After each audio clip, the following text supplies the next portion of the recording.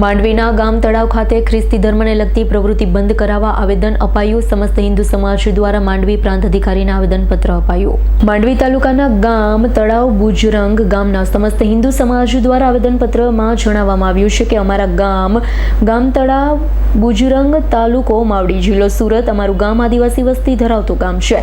બહુ આદિવાસીઓની વસ્તી છે। અમે અમારા ગામમાં સૌ હળી મળીને સંપીને રહીએ છીએ। આજ દિન સુધી અમારે ત્યાં ધર્મને લઈ કોઈ ઝઘડો કે બોલચાલ થઈ નથી, પરંતુ કેટલાક દિવસોથી ગામમાં થતી ચર્ચા મુજબ જ્યાં જે તે સમયે આદિવાસી સરકારી આવાસ બનાવી આપી તેઓની સુવિધા આપેલી હોય, જે જમીન સરકારી છે, જે તે ઘર માલિક દ્વારા વેચી અથવા અન્ય કોઈ રીતે ચર્ચ માટે આપી તેના પર ચર્ચ બાંધવાની ચળવળ ચાલુ થઈ હોય તેવી વાટાઘાટો ચાલે છે।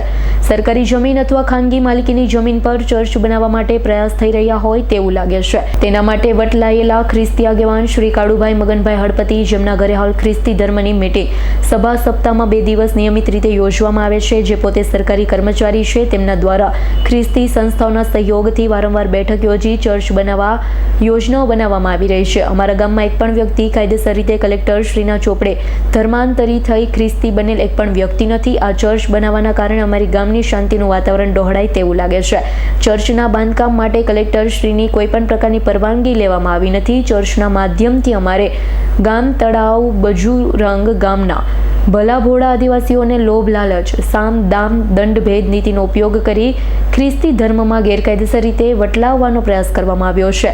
નાતાલને લગતા ખ્રિસ્તી ધર્મને લગતા તમામ પ્રોગ્રામ થવા જોઈએ નહીં। વટાયેલા ખ્રિસ્તી દ્વારા આવા બાંધકામ ન થાય તે માટે આજ રોજ માંડવી પ્રાંત અધિકારી માંડવીને આવેદનપત્ર આપવામાં આવ્યું છે। ધર્માંતરની પ્રવૃત્તિ અટકાવવા યોગ્ય કાર્યવાહી કરવા જણાવવામાં આવ્યું છે। જી, મારું નામ છે જગદીશભાઈ ચૌધરી। આજે ગામ તળાવ બુજરંગ ગામમાંથી અમે એક આવેદનપત્ર પ્રાંત સાહેબને આપવા માટે આવ્યા હતા।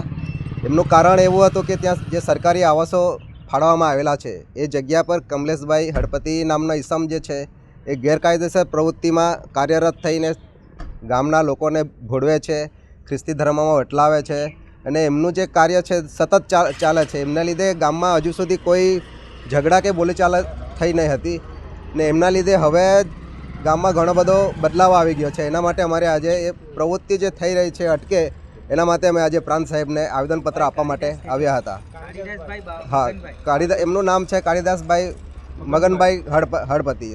અમે એમનું જે ગેરકાયદેસર પ્રવૃત્તિ છે અટકે એના માટે આવેદનપત્ર આપવા માટે આવ્યા હતા।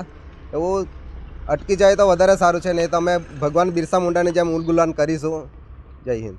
એમના દ્વારા કયા પ્રકારની ગેરકાયદેસર પ્રવૃત્તિ કરવામાં આવી છે? એમની પ્રવૃત્તિમાં ધર્માંતરણ જ કરવામાં આવેલો છે ને એ જે આવાસો છે કોઈ બીજાના છે ને બીજી જગ્યાએ એ લોકો હાલમાં ચર્ચ બનાવવાની ગણતરી ચાલી રહી છે। એના માટે અમે આજે આવેદનપત્ર આપવા માટે આવ્યા। જીતેન્દ્ર સોલંકીનો રિપોર્ટ, S9 ન્યૂઝ, માંડવી। અમારી તમામ માહિતીથી અપડેટ રહેવા માટે જોડાયેલા રહો S9 ન્યૂઝ સાથે।